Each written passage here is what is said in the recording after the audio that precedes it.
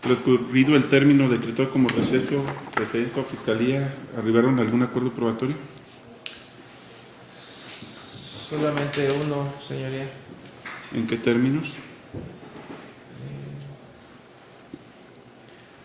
Sí, sería de esta forma. El hecho de que Edgardo Carrera de la Torre cuenta con poder general para pleitos y cobranzas, otorgado por la empresa Vehículos de Guanajuato SADCB, representada por Luis Gerardo Pons González, lo cual tiene sustento en la entrevista del propio Edgardo Carrera de la Torre y la copia de la escritura pública número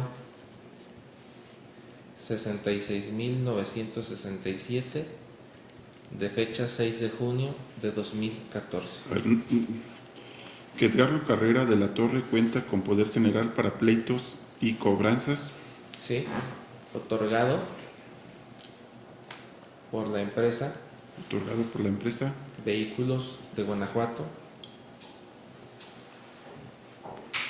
SADCB, representada por Luis Gerardo Pons González.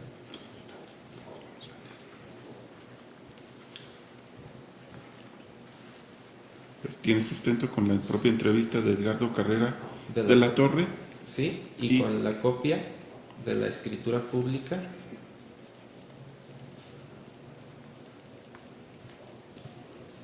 ¿Sí? número 66.967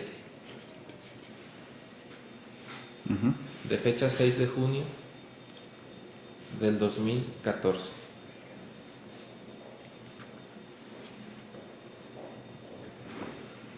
Ok.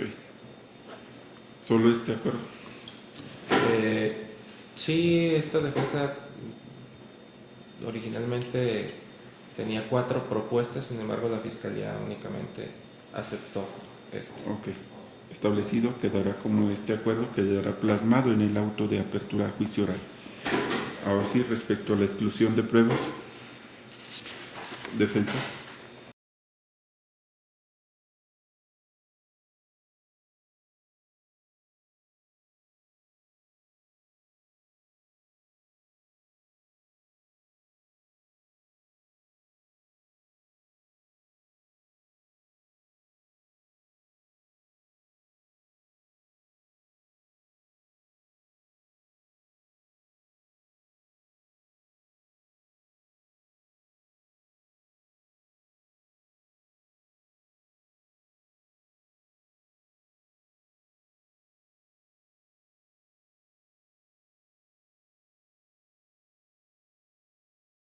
Sí, su señoría.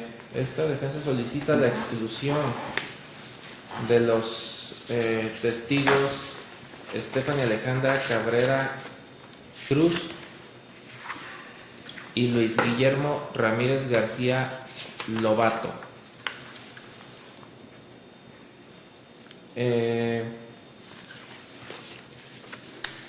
Por las siguientes razones. En primer lugar, si estas dos personas son o no son policías, de acuerdo a como lo está ofreciendo el fiscal en su escrito de acusación, pues nada importa para los hechos objeto del debate. Por ende, que vengan a decirnos su actividad laboral y el tiempo que tienen desempeñándola es un tema de acreditación del órgano de prueba que resulta irrelevante para los hechos que se busca esclarecer. En segundo lugar, su intervención en la investigación de los presentes hechos, de acuerdo con el informe de investigación con número de oficio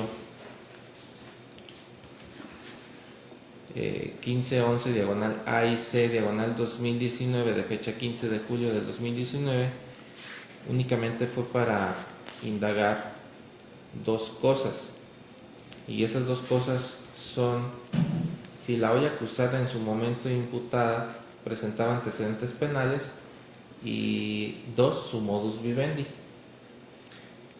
En el escrito de acusación dice que estos testigos se pronunciarán respecto de la identidad de la acusada. Sin embargo, pues respecto a su identidad ni siquiera era necesario indagar más a través de la policía, porque pues está plenamente identificada desde el inicio de la investigación por el testigo Edgardo Carrera de la Torre, quien es el representante legal de Nissan Vegusa SADCB. Pues la identificó cuando acudió a presentar la denuncia respectiva. Incluso en su entrevista aportó copia de la identificación de mi defendida con datos personales y fotografía expedida por el INE. Tan se encuentra plenamente identificada que se encuentra vinculada al proceso y hoy pesa una acusación en su contra. Y sobre este mismo punto van a venir a declarar otros 3 testigos, además de Edgardo, testigos que la identifican perfectamente por ser sus anteriores compañeros de trabajo en Nissan Vegusa SADCB. Y me refiero a Juan Francisco,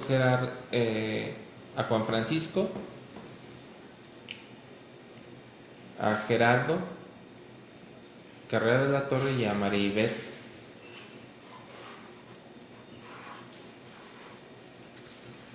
Sí. Ahora bien, respecto a su modus vivendi, sabemos que el modo de vida de una persona pues está integrado de varios aspectos que van desde su origen étnico o nacional, su género, la condición social, condiciones de salud, la religión, las opiniones, las preferencias sexuales, el estado civil, etc. Y existe una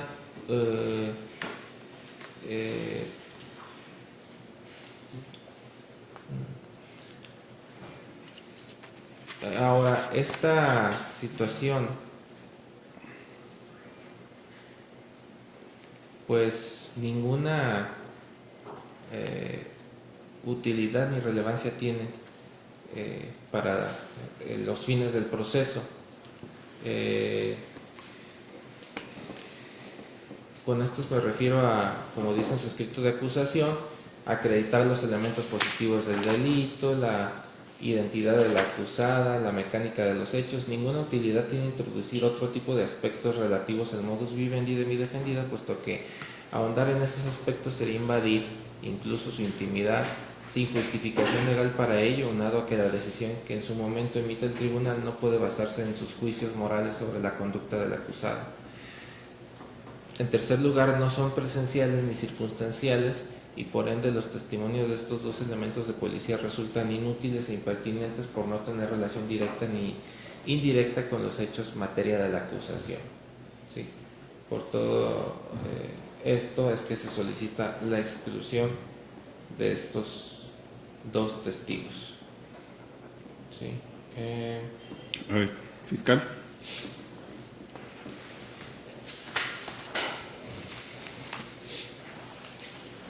Sí, señora, se solicita no sean excluidos estos medios de prueba, puesto que no encuadran dentro de algún supuesto del artículo 346 del Código Nacional. Si bien la defensa refiere que la plena identidad ya se encuentra acreditada con el testimonio de Edgardo, así como de los otros testigos, no podemos dejar de pasar que será un tribunal de juicio oral quien valorará aquellas pruebas. No basta precisamente solamente con el dicho del denunciante, quien haya agregado incluso una credencial, una copia de la credencial, para tener por plena identificada a la imputada. Máximo que si los 2 elementos de investigación, agentes de la policía ministerial, estos realizaron este modus vivendi y asimismo establecieron aquellas circunstancias, debemos de dar utilidad y relevancia, puesto que no solamente son ofrecidos para acreditar este hecho, sino también en el punto 9, que es precisamente los medios que el Ministerio Público pretenda para, en su caso, la individualización de la pena y la procedencia de sustitutivos de la pena de prisión o suspensión de la misma. Luego entonces no solamente acreditan precisamente lo que es la identidad de la acusada, sino también aquellas que puedan graduar precisamente lo que es su culpabilidad. Luego entonces resulta ser necesarios, útiles y relevantes precisamente al caso, pues abocaron precisamente a la investigación de estos hechos, asimismo de la acusada. Ellos, sin que se violentara algún derecho, bien que se invadiera aquella privacidad, pues sí está siendo sujeta a un proceso y desde luego de acuerdo a sus atribuciones, pues están facultados para efecto de poder establecer dicho punto. O entonces, señora, si hay utilidad, pertinencia para efecto de que sean admitidos a la audiencia de debate y juicio. Es cuanto. Defensa, por última ocasión. Sí, señoría, dice la Fiscalía que no entra dentro de ninguno de los supuestos de exclusión previstos en el artículo 346 del Código Nacional de Procedimientos Penales. Sin embargo, por todas las razones que ya manifesté, considero que sí ya deviene sobreabundante estos dos testimonios, pues de acuerdo a como los está ofreciendo el fiscal en su escrito de acusación, ya deviene sobreabundante, ¿sí? Pues se refiere, van a referirse a puntos, ¿sí?, que ya van a ser abordados por otros diversos medios de prueba, como los que ya manifesté, los testimonios de los compañeros de la acusada, quienes la identifican plenamente, ¿sí? Y por ende ya no van a abonar algo relativo a hechos controvertidos, ¿sí? Lo cual deviene en causar un efecto dilatorio al proceso, a admitir estos dos órganos de prueba. Es cuanto. Habiendo escuchado el debate sobre esta exclusión de estos testimonios ofertados por la Fiscalía, consistentes en los testigos Estefanía Alejandra Cabrera Cruz y Luis Guillermo Ramírez García Lobato, el cual establece la defensa precisamente que no resultan útiles para establecer precisamente los hechos materia de la acusación, a virtud de que los citados testigos se pronuncian o de acuerdo al ofertamiento que realizó el fiscal se pronunciarán respecto a la identidad y considerando que habrá testigos, e incluso uno de los cuales ya aportó una credencial de la citada y acusada, resultarían sobreabundantes dichos medios de prueba y luego entonces resulta procedente la exclusión de los mismos, es decir, no se admite la testimonial de Estefanía Alejandra Cabrera Cruz y Luis Guillermo Ramírez García Lobato, toda vez que por lo que hace este punto resultan sobreabundantes, y además de que lo referente precisamente a la culpabilidad, no debemos olvidar lo que establecen los artículos 101 y 100 del Código Penal, pues se pueden comprobar con circunstancias objetivas y no propiamente la situación del modus vivendi respecto a la acusada implicaría establecer esa culpabilidad que en un momento dado le podría ser reprochada, además de que no fueron ofertados para ese fin. De esto se debe hacer en su caso esa separación respecto a los testimonios, en el sentido de establecer que determinados testigos se serían aportados para establecer o hablar respecto a este grado que podría reprocharse en relación a culpabilidad de la citada acusada María Oliva Luna Tapia. Luego entonces no se admiten dichas pruebas testimoniales al resultar sobreabundantes respecto a esta identidad de la acusada y en relación al diverso argumento, en el sentido de que hablar sobre el modus vivendi y establecer un grado de culpabilidad, tomando en consideración lo establecido en el artículo 100 y 101 del Código Penal, Estado de Guanajuato, podría ser comprobado a través de demostración de los hechos, así como de los demás testigos, además de que no fue ofertada por tal fin. Por lo tanto, no se admiten dichas testimoniales.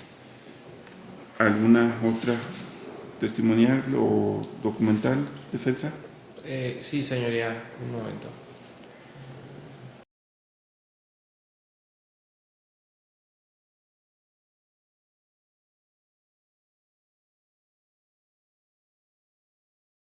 Sí, respecto a los documentos descritos en los puntos 1, 2 y 3 del escrito de acusación, del rubro de documentales del escrito de acusación, ¿sí?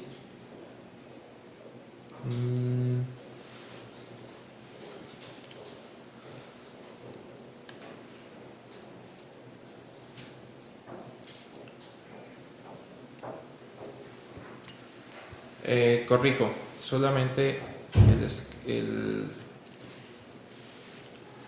el primer documento, es decir, la escritura pública número 66967 de fecha 6 de junio del 2014. Respecto de ese documento se solicita su exclusión, pues ya que no tiene ninguna utilidad, pues los hechos que se pueden probar mediante este documento ya forman parte de acuerdo probatorio que se mencionó, es decir, ya no está en controversia las facultades legales de Edgardo Carrera de la Torre, ¿sí? Por ende, admitirlo solo generaría efectos dilatorios y es por esas razones que se solicita su exclusión. Fiscal.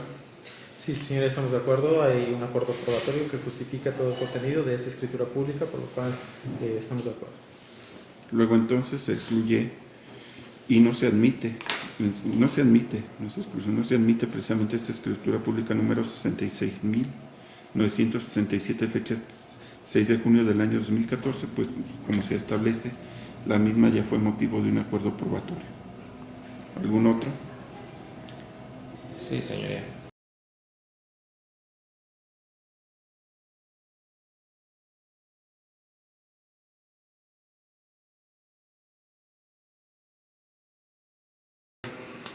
Sí, su señoría.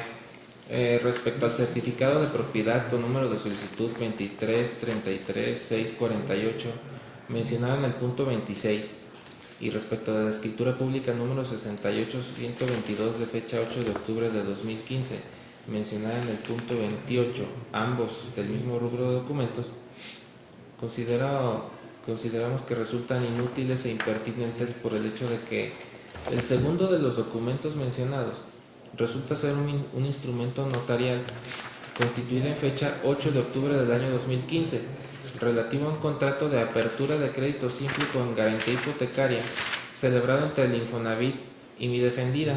Hipoteca que cabe mencionar se encuentra constituida sobre el inmueble descrito en el primer documento, es decir, en el certificado de propiedad con número de solicitud 23-33-648 mencionado en el punto 26 del rubro de documentos.